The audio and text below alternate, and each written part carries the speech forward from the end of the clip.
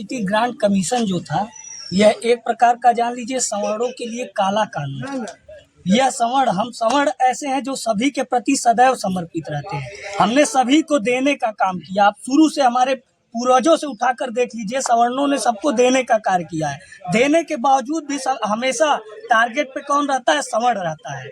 और आज देखिए, हम लोगों के देने के नाते हम ही लोगों को टारगेट किया जा रहा है और इस प्रकार का काला कानून लाया जा रहा है, जिसका हम सभी यहाँ जितने हमारे सवर्ण साथी उपस्थित हैं, सभी लोगों ने विरोध किया है। और हमारे सवर्ण समाज के विरोध की देन है कि माननीय उच्च न्यायालय ने, सुप्रीम कोर्ट ने इस कानून पर रोक लगाया है। और हम लोग माननीय सुप्रीम कोर्ट का बहुत बहुत आभार प्रकट करते हैं कि आप लोगों ने इस प्रकार का एक समाज में जो जहर घोलने के लिए कानून लाया गया था, उसको रोक लगाया। इस संबंध में हम लोग माननीय उच्च न्यायालय का बहुत बहुत आभार प्रकट करते हुए धन्यवाद विज्ञापित करते हैं। अच्छा, ये पता कैसे चला कि ये आर्टिकल सवर्णों के खिलाफ, ऐसा क्या है उसमें आप लोगों ने पढ़ा होगा जी? आप जब उस आर्टिकल का महत्वपूर्ण बिंदुएं पढ़ेंगे तो आपको लगेगा कि यह आर्टिकल नहीं, यह एक प्रकार का सीधा हम लोगों को टारगेट किया गया है, हम लोगों को लक्ष्य बनाया गया है। अभी तक हम लोगों को आरक्षण के नाम पे रोका जाता था, अब यूजीसी लगा के हमें रोका जा रहा है।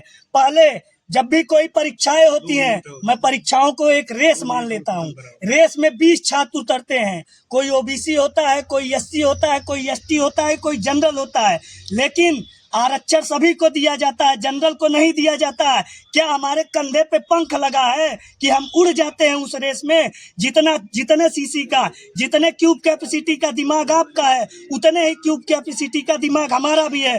तो हमें आरक्षण लाके क्यों रोका जाता है? हमारे साथ इस प्रकार का अनर्गल व्यवहार क्यों किया जाता है? आप तो खुद सरकार में रहते हुए, उत्तर प्रदेश सरकार में वर्तमान में मुख्यमंत्री योगी आदित्यनाथ भारतीय जनता पार्टी के नेतृत्व में कार्य करने वाले हैं। आप लोगों को कैसे ये लगा कि ये जो है ये समाज के अनहित कार्य करेगा, यानी सवर्ण समाज को जो है वो कहीं न कहीं चैलेंज दिया जा रहा है? सरकार ने तो अपना काम कर दिया, अब कोर्ट में अगर मामला पहुंचा है तो कहीं न कहीं सरकार बनाम वो सवर्ण होगा। तो इस विषय पर आप लोग जो है भारतीय जनता पार्टी कार्यकर्ता, अभी तक आप लोगों ने कहाँ तक आवाज उठाई? देखिए, हम लोग भारतीय जनता पार्टी के कार्यकर्ता हैं। हमारी पार्टियों की नीति है शुरू से सबका साथ सबका विकास, लेकिन हम लोग भारतीय जनता पार्टी के गुलाम नहीं हैं कि भारतीय जनता पार्टी कोई काला कानून लाएगी तो हम उसका विरोध नहीं करेंगे। मैं एक बार फिर आप लोगों से कहता हूं कि मैं भारतीय जनता पार्टी का कार्यकर्ता हूं और पार्टी के कार्यों में अपने घर का रुपया, अपने घर का पैसा लगा के, अपने गाड़ी में तेल डलवा के प्रचार करता हूं, प्रसार करता हूं। मैं भारतीय जनता पार्टी का कार्यकर्ता हूं, लेकिन गुलाम नहीं हूं। जब भी कोई गलत कानून आएगा हमारे समाज के लिए, हमारे देश के लिए, समाज मतलब केवल सवर्ण समाज ही नहीं, चाहे वह ओबीसी समाज हो, चाहे वो कोई भी समाज हो, जब भी कोई गलत कानून आएगा हम लोग उसका खुलकर विरोध करेंगे और बहुत मजबूती के साथ विरोध करेंगे। इसी प्रकार आपको पुनः उस कानून को भी रोक लगाना पड़ेगा। जैसा कि चंद्रशेखर रावण ने कहा कि अगर वापस हुआ कानून तो वो लोग भी प्रदर्शन करेंगे, क्योंकि 85% उनकी तादाद है। देखिए, कुछ लोगों का कहने का ध्यान नहीं दिया जाता है। अगर आप आज चंद्रशेखर रावण जी सांसद हैं, मैं चैलेंज करता हूं, वो जो सांसद हैं वो किस प्रकार से जहर घोलने की राजनीति करके सांसद हुए हैं, यहाँ जितने लोग खड़े हैं किसी को बताने की जरूरत नहीं। और यह कानून भी जहर का, तो इनके लिए बूटी का काम कर रहा है। कह रहे हैं कि हम लोग इस प्रकार का खेती करेंगे। जी, प्रकार से यूजीसी को लेकर के पूरे भारत में विरोध प्रदर्शन हो रहा है। बीजेपी जो कि वर्तमान में सरकार में है, क्या नुकसान नहीं होगा बीजेपी को? बिल्कुल नुकसान नहीं होगा। मैं फिर कहता हूं कि हम लोग भारतीय जनता पार्टी के कार्यकर्ता हैं, हम लोग सबका साथ सबका विकास की नीयत से काम करेंगे। और एक बात और है कि अगर हमारी ही पार्टी कोई गलत कदम उठाएगी तो उस पर हम लोग रोक लगाने का कार्य करेंगे, उसको मना करने का कार्य करेंगे, अपना विरोध दर्ज कराएंगे। यानी सवर्ण समाज को रोड पर उतर करके और जगह जगह धरना प्रदर्शन देना पड़ रहा है।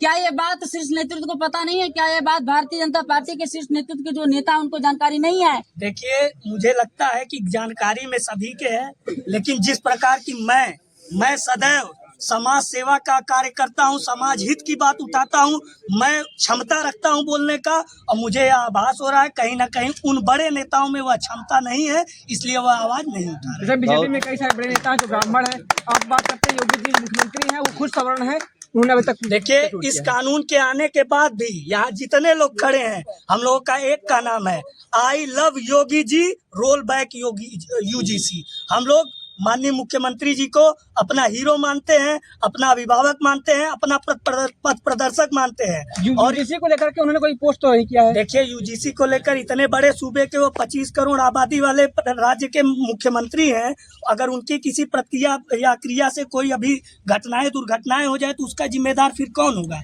यूजीसी के समर्थन में जितने भी छोटे नेता हैं सभी ने पोस्ट किया कि सपोर्ट करते हैं, लेकिन अगर सपोर्ट की ना करने की बात आई तो हमारे जो प्रमुख नेता है जो स्वर्ण है उन्होंने कोई पोस्ट नहीं किया। देखिए, वो लोग रवि किशन हो गए, मनोज तिवारी हो गए, योगी जी हो गए, जितने बड़े नेता क्यों नहीं किए अभी तक? वो लोग देखिए, एक प्रकार का मैं बता दूं कि उन लोगों का सपोर्ट ना करने के पीछे उन लोगों का कोई व्यक्तिगत कारण रहा होगा, जो मैं उनके अंदर घुस के तो पता लगा नहीं सकता हूं कि वह क्यों सपोर्ट नहीं कर रहे हैं, क्यों कर रहे हैं। लेकिन मैं भी सवर्ण हूँ, मैं भी भारतीय जनता पार्टी का कार्यकर्ता हूँ, और आप लोगों के आशीर्वाद से मैं भी एक जनप्रतिनिधि हूँ। भले मैं छोटा जनप्रतिनिधि हूँ तो क्या, मैं भी सभासद हूँ, लेकिन मैं इस काले कानून का एकदम जितना मुझसे होगा मैं उतना विरोध करूँगा। आपके साथ जो लोग आपके साथ मौजूद हैं यहाँ पर, जरा उनका भी नाम एक बार जरूर बताएं। मेरे साथ देखिए, यहाँ पर बहुत से ऐसे हमारे साथ यहाँ पे ओबीसी समाज के भी लोग हैं।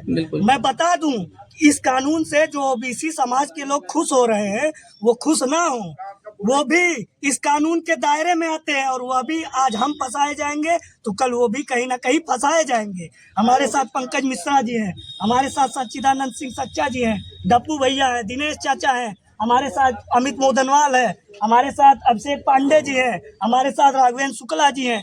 तमाम ऐसे हमारे मित्र यहाँ उपस्थित हैं।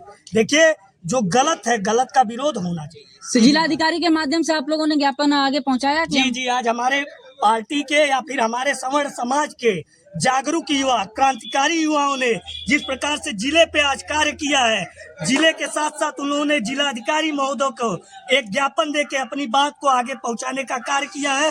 उन्होंने जिलाधिकारी के माध्यम से अपना ज्ञापन माननीय प्रधानमंत्री जी को दिया है, माननीय राष्ट्रपति महोदया को दिया है। इसी प्रकार से अपना ज्ञापन आगे पहुंचाकर अपनी बात को रखा। सवर्णों के खिलाफ जो एक्ट कानून लाया गया था यूजीसी, इससे हमारा पूरा समाज एकदम बहुत बुरी तरह से आहत हो चुका था। लेकिन हम धन्यवाद देते हैं माननीय सर्वोच्च न्यायालय का, जो इस एक्ट पे रोक लगाई है। अभी क्या है कि मैं कहना चाहता हूँ, ये जो एक ऐसा एक्ट है जिसे हमारे समाज के बच्चे जो होंगे, जो पढ़ने जाएंगे, वो अपना पूरा भविष्य खो देंगे, वो विद्यालय में पढ़ नहीं पाएंगे। इस एक्ट का बहुत दुरुपयोग होगा, आने वाले समय में बहुत दुरुपयोग होगा। जिस प्रकार SC ST आया था तो हम लोग क्या बोलते थे, अरे कोई, सब लोग सोए थे, उसमें कोई ध्यान नहीं दिया। आज आप लोग देख रहे हैं, सब लोग देख रहे हैं कि न जाने कितनी ऐसी झूठी केस में फंसाया जा रहा है SC ST में, सब लोग जान रहे हैं। मैं कहता हूँ कि हम सवर्ण समाज इतने ऊंचे नहीं, इतने आगे नहीं हैं। अगर किसी बाग में अगर कोई पेड़ बड़ा है, कोई पेड़ छोटा है, तो इसका मतलब ये नहीं कि बड़े वाले पेड़ को काट के तब दोनों को बराबर किया जाए। जब बराबरी ही करना है तो दोनों को सींचा जाए, दोनों को बराबर देखा जाए और सबको बराबर एक साथ मिला के रखा जाए। लेकिन ये जो एक्ट हम लोग खिलाफ आया था, इससे हम लोग की नींद उड़ गई थी। रातों रात हम देखते थे, रातों में 2 बजे तक, 1 बजे तक, 2 बजे तक हम पोस्ट डालते थे।